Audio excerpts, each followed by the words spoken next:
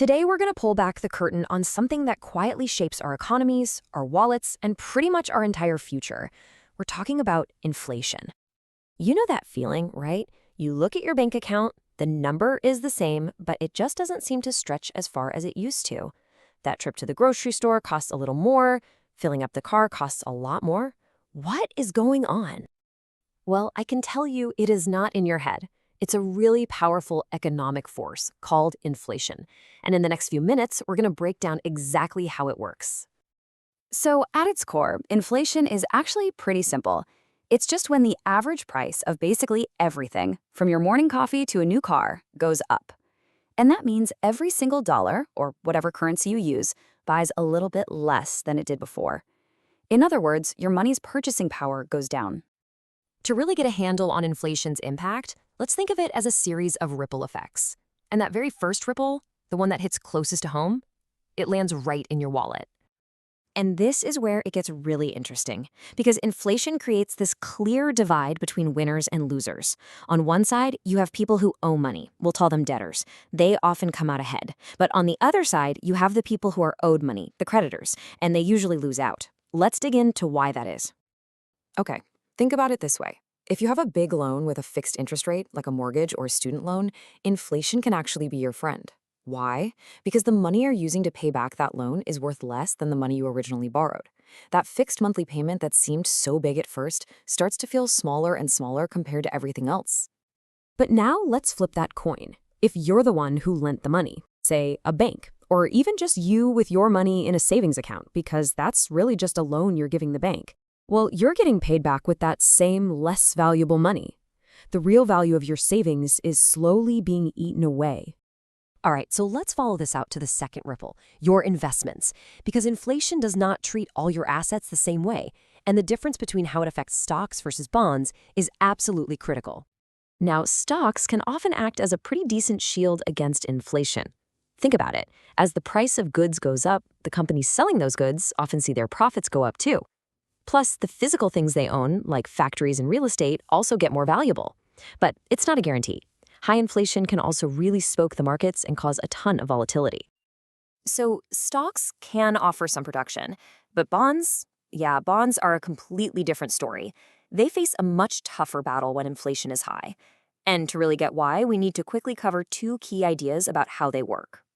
First, you've got the bond's price. This is just what it sounds like. It's what you pay to own the bond. And that price isn't set in stone. It moves around based on what's happening in the market, especially with interest rates. And second, there's the yield. That's the return you actually get from the bond. Now, here's the most important part to remember. Bond prices and bond yields are like a seesaw. They have an inverse relationship. When one goes up, the other has to go down. Okay, let's connect the dots. When inflation gets hot, what do central banks do? They raise interest rates to cool things down. Now, imagine you're holding a bond that pays a fixed 3%. Suddenly, the bank starts selling brand new bonds that pay 5%.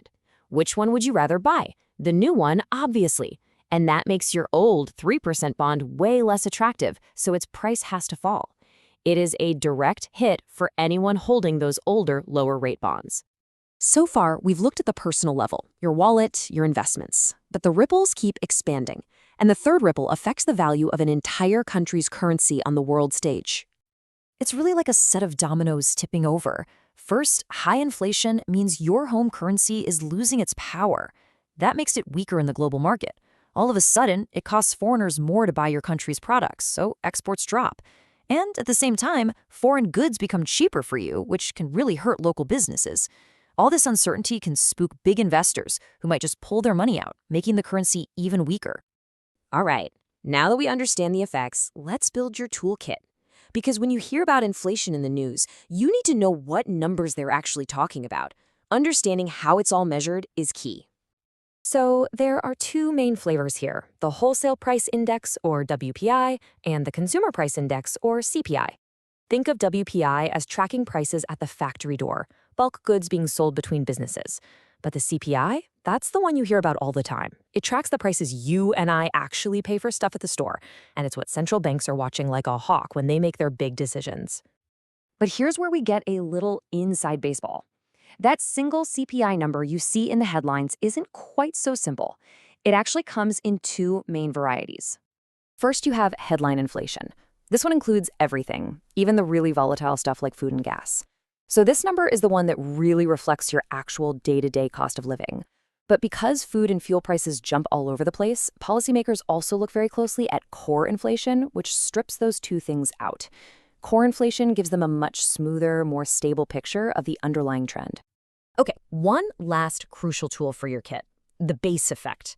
See, inflation is almost always reported as a year-over-year percentage, but that percentage can be really misleading if the starting point from last year, the base, was unusually low or high. Let me show you how this works. In a normal year, if prices go from an index level of 100 to 105, that's a 5% inflation rate. Simple enough. But what if last year was a really strange year and the starting base was way down at 90? A 5-point increase from that low starting point up to 95 is actually a 5.5% jump. The raw price increase is exactly the same, but the percentage looks higher just because the starting point was an anomaly. It's a kind of statistical illusion you have to watch out for. So what's the big takeaway here? Inflation isn't just one simple thing. It's this complex force with clear winners and losers. It ripples out from your own bank account to the entire global economy. And the numbers we use to track it have all these hidden layers you need to understand.